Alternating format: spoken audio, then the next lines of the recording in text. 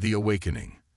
The sky above Tokyo burned orange with chemical pollutants as Dr. Elena Rice adjusted her breathing mask. From the 87th floor of the Global Adaptation Initiative headquarters, she could see the massive sea walls that protected the city from rising oceans, engineering marvels that were beginning to fail just like all the others worldwide. Humanity's time was running out. System analysis complete, announced the AI assistant. Nanite batch J17 has achieved 89% synchronization with organic material. Elena barely acknowledged the report as she manipulated the holographic display, her dark eyes reflecting the complex molecular structures floating before her. After 15 years of research, sleepless nights, and 3 failed marriages, she was close to a breakthrough that could change everything. Increase organic binding parameters by 0.3% and run simulation again, she instructed, tucking a strand of silver-streaked black hair behind her ear. The door to her lab slid open. Dr. Rice, the UN Secretary General, is on line 1, her assistant said, his voice tight with tension. The Bangladesh seawall collapsed 30 minutes ago. 2 million displaced in the first wave. Elena closed her eyes briefly. Another failure. Another tragedy. The accelerating climate crisis was outpacing human adaptation efforts on every front. Traditional solutions weren't working fast enough. Tell him I'll call back in 1 hour, she replied, her attention returning to the simulation. I think we've got something here. 700,000 kilometers away, aboard the Valaxian Empire's survey vessel Distant Observer, Commander Krivosh flicked through the holographic report on Sol 3 with obvious boredom. His chitinous appendages tapped an impatient rhythm on the command console. Another primitive world with minimal strategic value, he dictated to his senior analyst. Native species, bipedal carbon-based life forms designated humans. Technological development, pre-interstellar, early information age. Planetary condition, significant environmental degradation, likely uninhabitable within 2 standard cycles. Recommendation, designate as non-intervention zone. Potential resource extraction, once native population stabilizes at sustainable levels. The analyst, Trinvex, added her observation. Their global information network contains interesting cultural artifacts. They appear to have a disproportionate capacity for both self-destruction and creativity. Commander Krivosh's mandibles clicked dismissively. Creative species are a copper unit per dozen. Forward this report to Central Command and set course for the Andromeda Arm. There's a promising exoplanet in Sector 9 that actually merits our attention. The Distant Observer warped away from Earth's solar system, unaware that they had just made the most significant miscalculation in Valaxian history. Back at the GAI headquarters, Elena's eyes widened as the simulation completed its run. The nanites were adapting to the host environment, but not in the way she had programmed. They were learning, evolving beyond their parameters. Run it again, she whispered, her heart racing. The AI complied, and the results were the same. What Elena had created wasn't just an environmental adaptation tool. It was the seed of something far more revolutionary. Within hours, she was presenting her findings to an emergency session of the Global Adaptation Council, representatives from all 194 nations, connected via secure holographic link. The J17 nanites don't just repair environmental damage, Elena explained, her voice steady despite her exhaustion. They communicate with each other and with their environment at a quantum level. They learn, adapt, and evolve. If we deploy them globally, they could potentially create a planetary neural network that would allow us to manage environmental systems with unprecedented precision. The Chinese representative spoke first. What you're proposing is releasing self-replicating, evolving technology into the wild. The potential for catastrophic unintended consequences is far less than the guaranteed catastrophe we face if we continue our current path, Elena interrupted. The Bangladesh seawall was our most advanced adaptation infrastructure, and it failed. New York will be next, then Shanghai, then Mumbai. We're out of time, and conventional options. The debate raged for hours, but in the end, desperation won out over caution. Project Gaia was approved, and within weeks, Alina's nanites were being released at key environmental points around the globe. What followed was nothing short of miraculous. The nanites integrated with natural systems, strengthened failing infrastructure, and began cleaning toxins from water and air. But they did something else too, something Alina had theorized but couldn't prove until she saw it happening. They began creating a low-level quantum communication network that spanned the globe. For the first time in human history, the planet's environmental systems were becoming intelligible and responsive in real time. Climate models that once took supercomputers weeks to process now updated instantly as conditions changed. Weather patterns became predictable with unprecedented accuracy. Resource management evolved from educated guesswork to precision science. During this environmental renaissance, something else was happening too. Humans across disciplines began collaborating in ways never before seen. Quantum physicists worked alongside environmental engineers. AI specialists partnered with indigenous knowledge keepers. Political barriers dissolved in the face of tangible progress.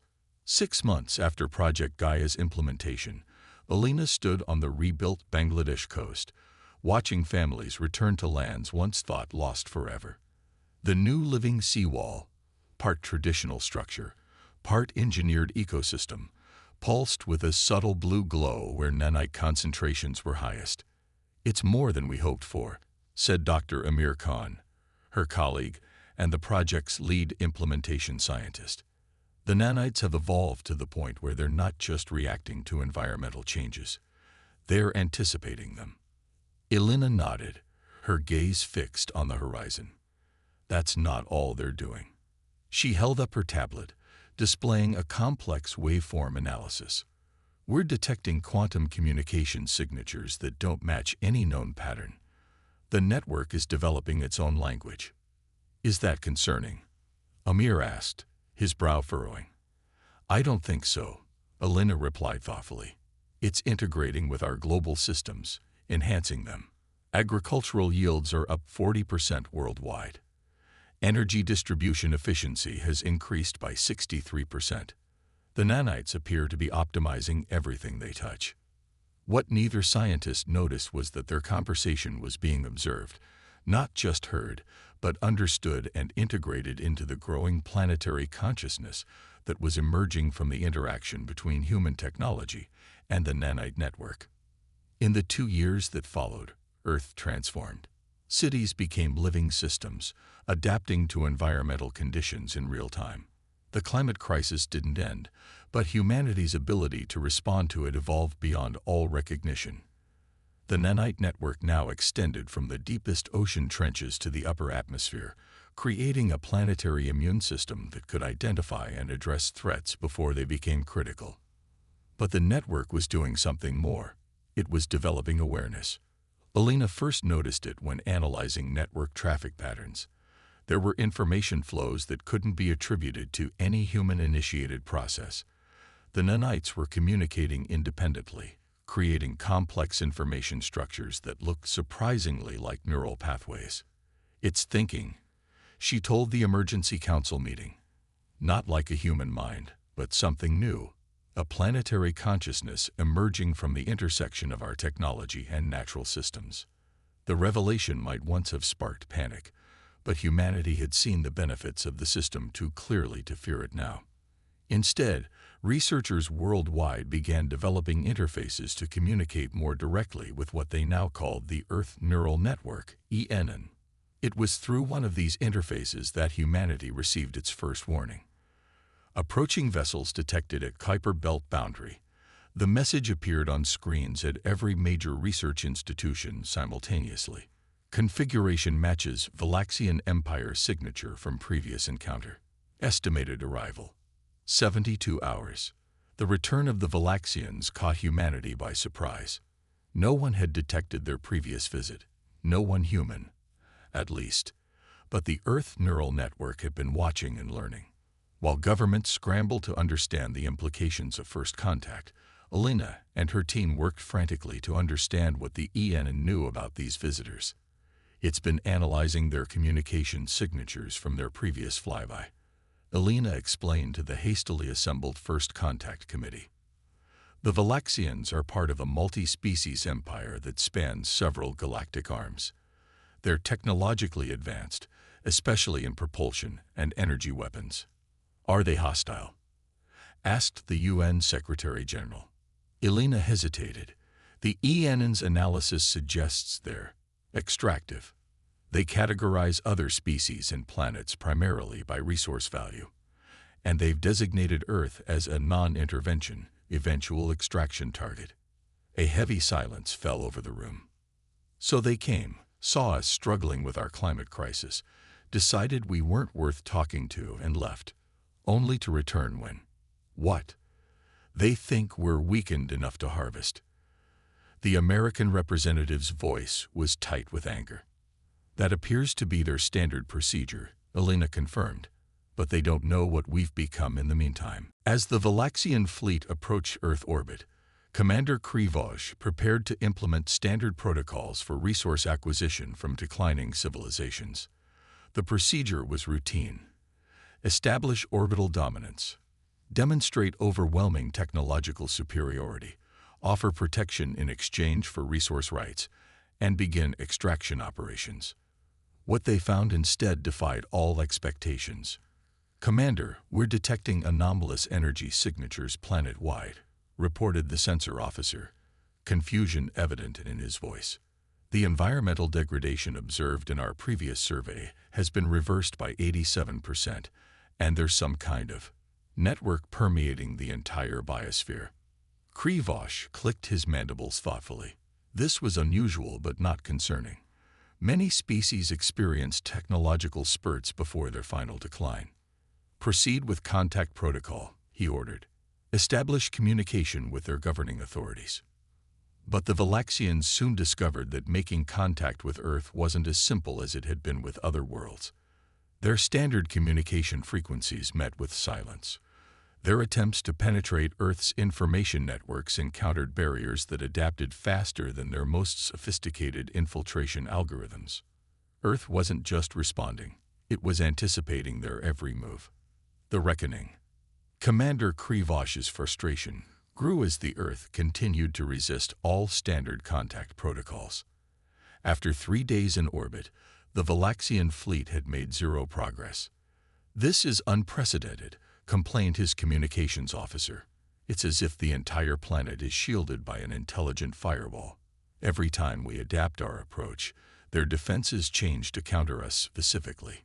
Krivoj stared at the viewscreen showing the blue-green planet rotating serenely below them. Something was very wrong here. The primitive civilization they had dismissed 2 cycles ago had somehow developed sophisticated defensive capabilities that rivaled or even exceeded Valaxian technology. Launch probe series Delta 9, he ordered. Full spectrum analysis. I want to know exactly what we're dealing with. The probes descended toward Earth's atmosphere, only to encounter an invisible barrier that wasn't detectable until the moment of contact. 3 probes were instantly disabled by targeted electromagnetic pulses. The 4th probe, however, was permitted to pass through. Aboard the distant observer, the crew watched in confusion as the surviving probe's telemetry showed it being gently guided to a landing pad atop a gleaming tower in a city identified as New Shanghai. A group of humans waited there, apparently expecting the probe's arrival. A woman stepped forward, her silver-streaked black hair blowing in the wind. She looked directly at the probe's visual sensors and spoke.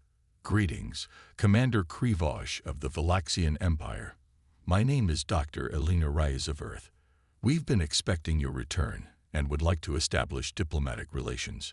Your probe will be returned unharmed once we have demonstrated our capabilities and intentions. The Valaxians watched in stunned silence as the transmission ended. The implications were staggering. These humans knew who they were, had anticipated their arrival, and had selectively allowed a single probe through their defenses as a communication channel. How is this possible? Krivoj demanded. 2 cycles ago, They were a dying species on a dying planet. His science officer had been analyzing the probe's data. Commander, preliminary readings suggest the planet is permeated with some form of nanotechnology that appears to be integrated with both their built infrastructure and natural systems. It's like the entire planet has been transformed into a single interconnected organism. On Earth, Elena and her team were monitoring the Valaxian reactions through the Earth neural network, which had infiltrated the probe's systems the moment it landed. "They're confused and becoming concerned," Elena observed. "We need to show them enough to establish respect without triggering a defensive response." She turned to the assembled team of scientists, diplomats, and military advisors. "The ENN has analyzed their technology and cultural patterns. They respect strength but define it narrowly, typically through technological dominance and resource control. We need to demonstrate our capabilities in terms they'll understand." Within hours, the Valaxian probe was returning to the distant observer, carrying with it detailed scans of Earth's transformation and a proposal for diplomatic exchange. As Krivosh reviewed the data, his mandibles clicked rapidly, the Valaxian equivalent of nervous fidgeting. The Earth had developed what the humans called a planetary neural network, an integrated system that combined artificial intelligence, nanotechnology, and biological systems into a cohesive whole. This network had transformed their environment, infrastructure, and technological capabilities at a pace that defied Valaxian developmental models. Most concerning of all, the humans knew exactly why the Valaxians had returned and were explicitly requesting that they reconsider their resource extraction plans. "They've been monitoring our communications," Krivosh realized. "Since our first visit, possibly." His tactical officer was more direct. "Commander, I recommend immediate withdrawal and reclassification of this system as high threat. These capabilities exceed our invasion protocols." But Krivosh wasn't ready to retreat. The Valaxian Empire hadn't become the dominant force in 3 galactic arms by backing down from challenges. "Prepare a show of force," he ordered. "Target their orbital satellites first. Minimal collateral damage, but maximum visibility." The Valaxian weapon systems powered up, targeting Earth's communication and monitoring satellites. Energy beams lanced out from multiple ships simultaneously. What happened next would be recorded in Valaxian military archives as the Earth Revelation.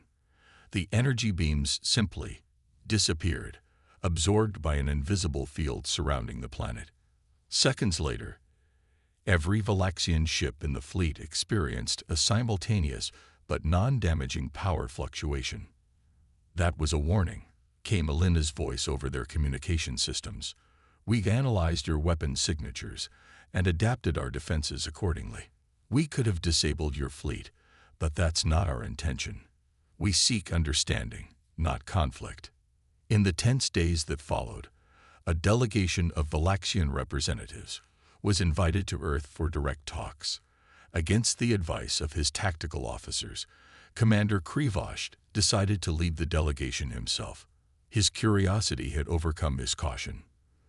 The Valaxians were escorted to the Global Collaboration Center in Geneva, a living structure where walls, floors, and ceilings responded to thought and need. The building itself was part of the Earth neural network, constantly adapting to optimize communication and understanding.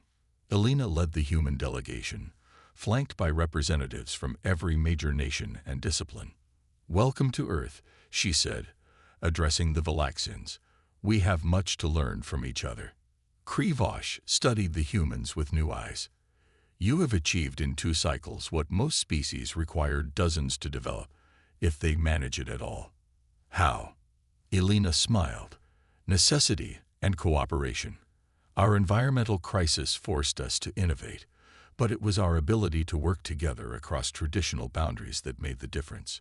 The nanite network became a bridge, not just